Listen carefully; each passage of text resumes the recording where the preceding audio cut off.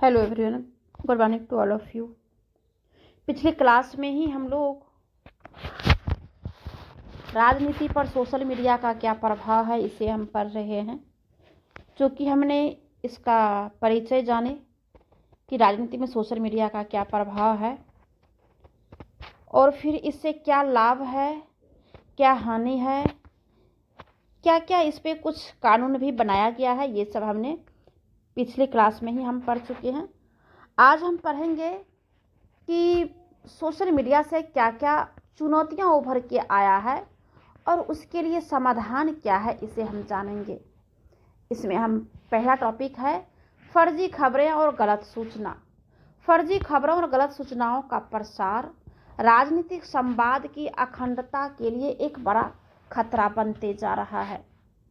फर्जी खबरें जो होता है, जो देखते हैं किसी भी प्रकार का खबर सही है या गलत है, लेकिन उसे जो है सोशल मीडिया पे वायरल कर दिया जाता है, जिससे कि लोगों को सूचना जो है गलत तरह से जाता है और उसके ऊपर लोग जो है एक्शन लेने लग जाता है। और ये भी पता चलता है, क्या बाद में पता चलता है कि ये सूचना जो है गलत थी और फिर इसका इफेक्ट जो है लोगों पर अच्छा खराब दोनों पड़ता है।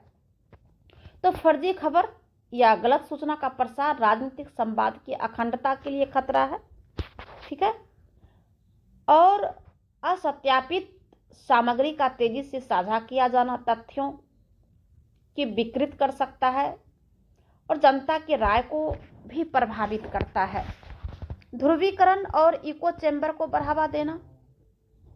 वैचारिक ध्रुवीकरण को बढ़ाने में इसके योगदान के लिए कई विशेषज्ञों द्वारा सोशल मीडिया की आलोचना भी की गई है, क्योंकि हमने कहा शुरू में ही इसके इंट्रोडक्शन में ही कहा था कि सोशल मीडिया किस तरह से अपने दायरे से बाहर जाने लग जाता है और इससे उसको क्या लाभ मिलता है। लोग जब ज़्यादा से ज़्यादा उसको देखते हैं या फिर उसके ऊपर कोई राय देते हैं, तब कुछ भी अगर उसमें ज़्यादा अगर हो रहा है तो सीधे जो है जो सोशल मीडिया के लोग हैं उनको जो है या फिर जो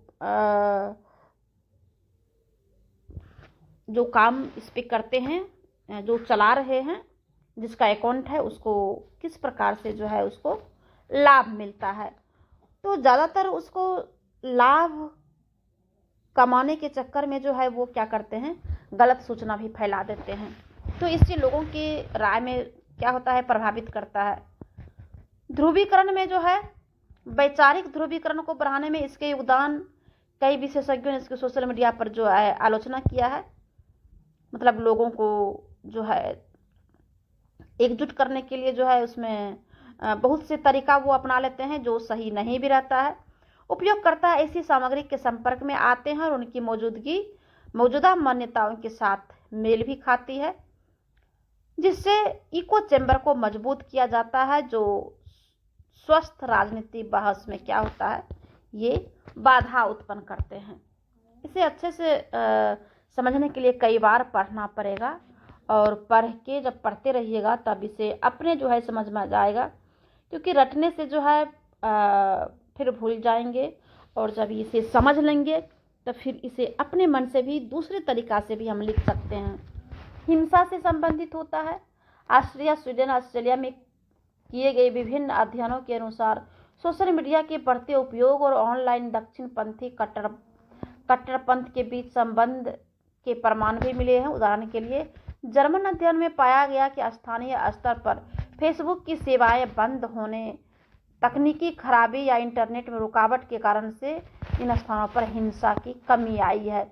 पहले हिंसा बहुत होती थी, लेकिन जब स्थानीय स्तर पर फेसबुक की सेवा को बंद किया गया और तकनीकी खराबी या इंटरनेट के कारण किसी भी कारण से अगर रुकावट आई तो पता चलता है कि कई स्थानों पर हिंसा, जहां पे पहले बहुत ज़्यादा होता था, वहां पर हिंसा में कमी आ गई है। विनियामक अस्पष्टता। सोशल मीडिया का तेजी से विकास विनियामक ढांचे से आगे निकल गया है, जिससे नीति निर्माताओं को डेटा गोपनीयता, ऑनलाइन उत्पीड़न और सामग्री मॉडरेशन से संबंधित जटिल मुद्दों का सामना करना पड़ रहा है। आप देखते हैं कि अभी किसी भी तरह का एग्ज़ाम अगर होता है तो बिना उसमें पेपर वायरल हुए नहीं रह सकता है। इतनी समस्या जो है ये सब उत्पन्न हो गई है। डिजिटल विभाजन जनसंख्या का एक महत्वपूर्ण हिस्सा, विशेष रूप से ग्रामीण और हाशिए के समुदायों में डिजिटल जो है बुनियादी ढांचे और साक्षरता तक पहुंच का अभाव है। राजनीतिक भागीदारी और प्रतिनिधित्व में असमानताओं को बढ़ावा मिलता है तथा समावेशिता के लोकतांत्रिक आदर्श को कमजोर करता है।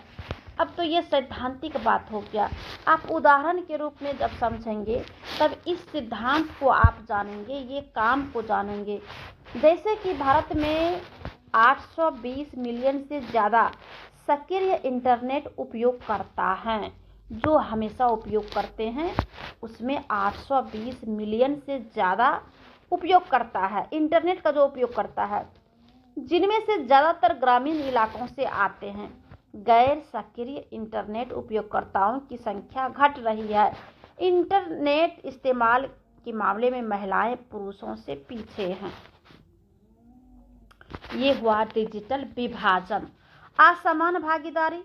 सोशल मीडिया नीति निर्माताओं की जनमत की धारणाओं को विकृत करते जाता है, क्योंकि यह माना जाता है कि ये सोशल मीडिया प्लेटफॉर्म जीवन के प्रत्येक क्षेत्र का प्रतिनिधित्व करते हैं, लेकिन हर किसी की आवाज़ समान रूप से नहीं सुनी जाती है।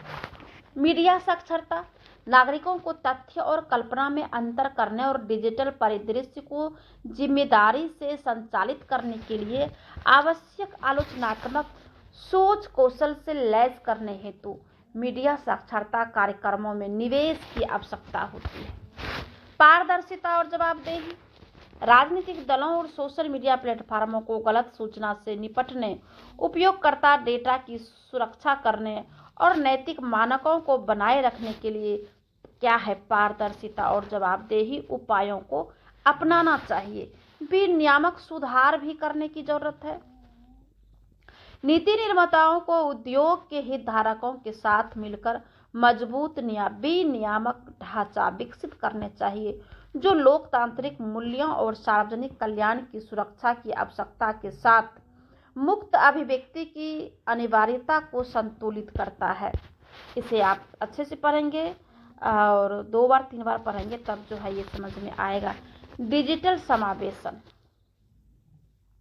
ये क्या है? ये डिजिटल बुनियादी ढांचे तक पहुंच का विस्तार करने, डिजिटल साक्षरता को बढ़ावा देने और राजनीतिक भागीदारी के लिए समावेशी ऑनलाइन स्थानों को बढ़ावा देने के उद्देश्य से लक्षित हस्तक्षेपों के माध्यम से डिजिटल विभाजन को पाटना पड़ता है।